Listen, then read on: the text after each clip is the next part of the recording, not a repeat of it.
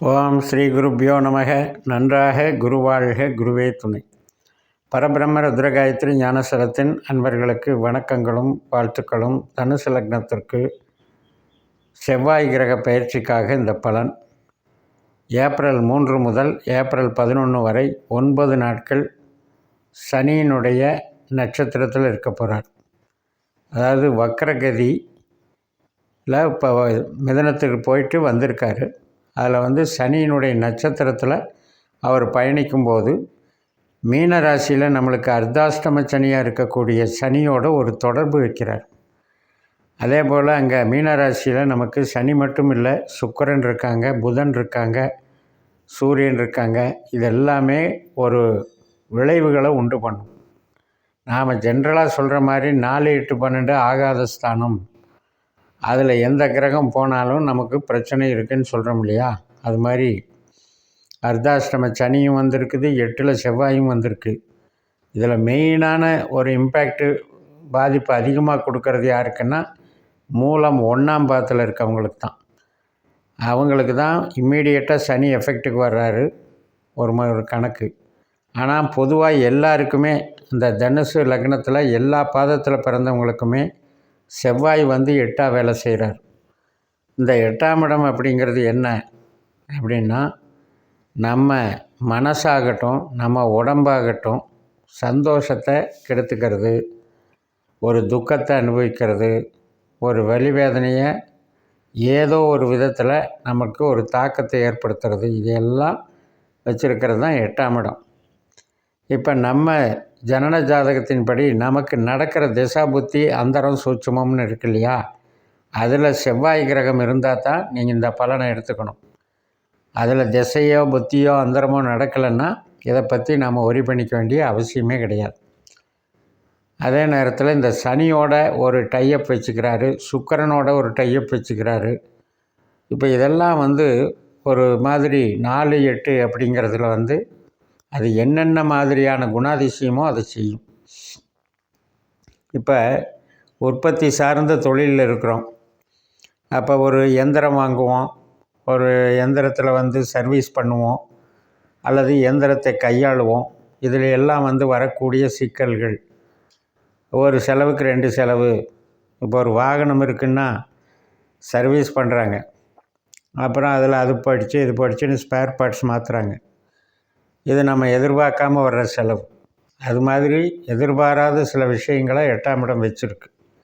அதனால் எந்திரங்கள் purchase பண்ணுறதுலேயும் கையாளுறதுலேயும் maintenance பண்ணுறதுலேயும் கவனம் தேவை. உறவுகள் மெயினாக கவனிக்கணும்.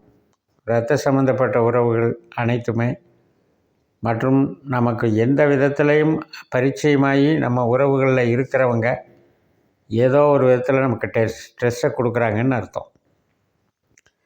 அது மாதிரி அந்த உறவுகள் சார்ந்த ஒரு பிரச்சனையை தவிர்க்கணும்னா தேவையில்லாமல் நம்ம பேசுகிறத தவிர்த்துக்கணும், அல்லது அவங்க பேசுகிறதில் கோபப்படாமல் இருந்து பழகிக்கணும். இந்த கோபம்ங்கிறது 8ல் இருக்கிற செவ்வாய் கொடுத்துக்கிட்டே இருப்பார். சரி, இதில் ஏதாவது நல்லது இருக்கா அப்படின்னா, சில பேருக்கு எதிர்பாராத பண வரவு வரும், அந்த நல்லது பண்ணி கொடுக்கும். எதிர்பாராமல் ஒரு ப்ராப்பர்ட்டி வாங்கினேன் சார், திடீர்னு அமைஞ்சது வாங்கிட்டேன் அப்படிங்கிறதுக்கு ஒரு வாய்ப்பு வரும். எதிர்பாராத வகையில் ஒரு சொந்த பந்தங்களோட ஒரு அறிமுகம் ஏற்படும். பட் இது எல்லாமே அவங்கவுங்களுக்கு திசாபுக்தியில் பாசிட்டிவாக இருக்கணும். இப்போ நம்ம பிறந்த ஜாதகத்தை கணித்து நம்ம பாஸ்கரா அஸ்ட்ராலஜி சிஸ்டத்தில் பார்க்கும்போது 5, 9, 1 போன்ற பாவங்களுக்கு அதிகாரம் பெற்றிருந்தால் செவ்வாய் மகிழ்ச்சியையும் நல்ல இறை அருளையும் உறவுகளால் நமக்கு இன்பத்தையும் கொடுப்பார். 2, 6, 10 போன்ற பாவங்களுக்கு செவ்வாய் அதிகாரம் பெற்றிருந்தால் பணவரவும் வேலைவாய்ப்பும் சொந்த தொழில் பலமும் உற்பத்தி சார்ந்த வளர்ச்சியையும் நன்றாக கொடுப்பார். 3, 7, 11 போன்ற ஸ்தானங்களுக்கு செவ்வாயினுடைய ஆதிக்கம் கிடைத்திருந்தால் ஒரு விளையாட்டு அமைப்பு, ஒரு விளையாட்டு வீரராக நம்ம ஜெயிக்கிறது, போட்டி பந்தயத்தில் ஜெயிக்கிறது, மற்றும் பேங்க் எக்ஸாமு, கான்ட்ராக்டு, ஒப்பந்தங்கள், ஐடி லைனு, இது மாதிரி ஒரு நம்ம நாலேஜை வச்சு ஜெயிக்கிறது இதுக்கெல்லாம் வாய்ப்பை கொடுக்கும். அதே நம்ம ஜாதகப்படி செவ்வாய் கிரகமானது 8ஆம் பாவ 12ஆம் பாவ ஆதிக்கம் பெற்றிருந்தால் இவங்க தான் இந்த காலகட்டத்தில் கவனமாக இருக்கணும். அதுவும் அவர்களுக்கு செவ்வாயினுடைய பீரியட் ஒரு சூட்சுமம் நடக்கிறது கூட 1 வாரம் 10 நாள் நடக்குது, ஒரு அந்தரம் நடக்குது மாதக்கணக்கில் நடக்குது, ஒரு புத்தி கண்ட வருஷத்துக்கு நடக்குது, அதே மாதிரி திசை பல வருஷங்களுக்கு நடக்குது. இந்த 4 வரிசையான அமைப்பில் செவ்வாய் பங்கு வகித்திருந்தால் நமக்கு நடந்துக்கிட்டு இருந்தால்தான் இந்த பயப்படணும், இதில் கேர் எடுத்துக்கணும். கொஞ்சம் நம்ம உஷாராக இருந்துக்கிட்டோம்னா ஒரு பெரிய அளவில் பாதிக்கிறது சின்ன அளவில் போயிடும். அதுபோக சனி என்பவர் நமக்கு வேலை பளுவை அதிகரிப்பார். வேலை தீரவே மாட்டேங்குது. ஒரு வேலைக்கு 4 வேலை செய்கிறோம், ஒரு நாளில் முடிக்கிற வேண்டிய வேலையை 2-3 நாள் ஆகுது. இது மாதிரி தாமதப்படுத்துகிற விஷயங்கள், வேலையாட்கள் ஒத்துழைப்பு இல்லை, வேலையாட்கள்னால ஒரு சுமையாகவே தெரியுது, ஒரு கூப்பிட்ற நேரத்தில் கரெக்டாக வர்றதில்ல, அப்படியே வந்தாலும் சில சமயம் சரியாக வேலை செய்யாமல் இருக்காங்க, ஒத்துழைப்பு கொடுக்க மாட்டேங்கிறாங்க. இது மாதிரி பிரச்சனைகள். இப்போ உறவின் முறைகள் எடுத்துட்டிங்கன்னா கணவன் மனைவி உறவில் வாக்குவாதங்கள், நம்ம என்ன தான் நம்ம பணிஞ்சு போனாலும் கூட ஏதோ ஒரு விதத்தில் நம்ம செய்கிற வேலையெல்லாம் அவங்களுக்கு டென்ஷனை ஏற்படுத்தி ஒரு பேச்சை கொடுத்துரும். ஏன் இப்படி பண்ணுறீங்க அப்படின்ட்டு. அது கணவனாக இருந்தாலும் சரி மனைவியாக இருந்தாலும் சரி, யாருமே ஒருத்தருக்கு ஒருத்தர் அந்த ஒரு டென்ஷனை உருவாக்குற மாதிரி பேச்சுக்களை உருவாக்க வேண்டிய அவசியம் இருக்குது. வாக்கில் செவ்வாய் 7ஆம் இடத்துக்கு 2ஆம் இடம் தான் 8ஆம் இடம். ஸோ இந்த மாதிரி செவ்வாயுடைய அமைப்பு அங்கே நீசமாகுது. வர்க்கோத்தமம் என்றால் என்ன அப்படின்னா, ராசி கட்டத்துலேயும் அம்ச கட்டத்துலேயும் ஒரே இடத்துல இருக்கிறது, அந்த வலிமை தான் வர்க்கோத்தமம். அது நீச வலிமையாக இருக்குது. அது 8ஆம் இடமாக நம்மளுக்கு இருக்குது. இதனால தான் நாம் இதில் கேர் எடுத்துக்கணும். 4ஆம் இடம் 8ஆம் இடம் தொடர்பு.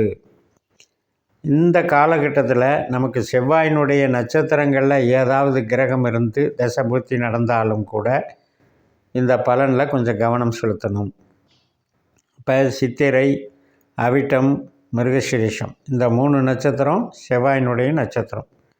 இந்த நட்சத்திர நாட்கள்லேயும் கவனமாக இருக்கணும். இந்த நட்சத்திரத்தின் பேரில் நம்ம ஜாதகத்தில் ஏதாவது ஒரு கிரகம் இருந்திருந்தாலும், இல்லை 8ஆம் வீடான கடகராசியில் எந்த கிரகம் இருந்து இந்த காலகட்டத்தில் இந்த செவ்வாயினுடைய பயணத்தில் அது அந்த பாவம் ரீதியாகவும் அந்த கிரகம் ரீதியாகவும் சில பாதிப்புகளை கொடுக்கும். இப்போ 8ஆம் வீட்டில் சூரியன் இருந்தால் தந்தை சார்ந்த பிரச்சனை, சந்திரன் இருந்தால் தாய் சார்ந்த பிரச்சனை, செவ்வாய் இருந்தால், இப்போ சந்திரன் இருந்தான்னா என்ன மாதிரி இருக்கும், உங்களுக்கு சனி திசையோ குரு திசையோ புதன் திசையோ நடந்துக்கிட்டு இருந்தால் சந்திரன் அங்கே இருக்கிறதா அர்த்தம். அப்படித்தான் அர்த்தம். நம்ம பிறந்த நட்சத்திரத்தை சொல்லலை, இந்த பலனே லக்னத்துக்கு தான் சொல்கிறோம். அப்போ சந்திரனை எப்படி கணக்கில் எடுக்கணும்னா, எந்த திசை நடக்குதோ அந்த திசையில் இருக்கக்கூடிய நட்சத்திரத்தில் சந்திரன் போகிறாரு, அந்த ராசிக்கு போகிறாருன்னு அர்த்தம். அந்த மாதிரி உங்களுக்கு குரு திசையோ சனி திசையோ புதன் திசையோ நடந்துகிட்டு இருந்தாலும் சந்திரன் கூட செவ்வாய் மிங்கிலாகிறாருன்னு அர்த்தம். அதன் மூலமாக நமக்கு பணியில் சிரமங்கள் இருக்குதுன்னு அர்த்தம். எது எப்படி இருந்தாலும் உங்களுக்கு இந்த செவ்வாய் திசை நடந்தால் மட்டும் இதில் கவனம் வையுங்கள். திசை நடக்கவில்லை என்றால், புத்தியோ அந்தரமோ சூட்சுமோ நடக்கலைன்னா நீங்கள் இதை பற்றி கவலைப்பட தேவையில்லைன்னு சொல்லி நிறைவு செய்கிறேன். இந்த சேனலை சப்ஸ்கிரைப் பண்ணி ஷேர் பண்ணுங்கள். உங்கள் தனிப்பட்ட ஜாதக பலாபலன்களை என்னுடைய வாட்ஸ்அப் நம்பரில் தொடர்பு கொண்டு பலன் பெறுங்கள். உங்களிடமிருந்து விடைபெறுகிறேன். உங்கள் ஜெயம்எஸ். நன்றி, வணக்கம்.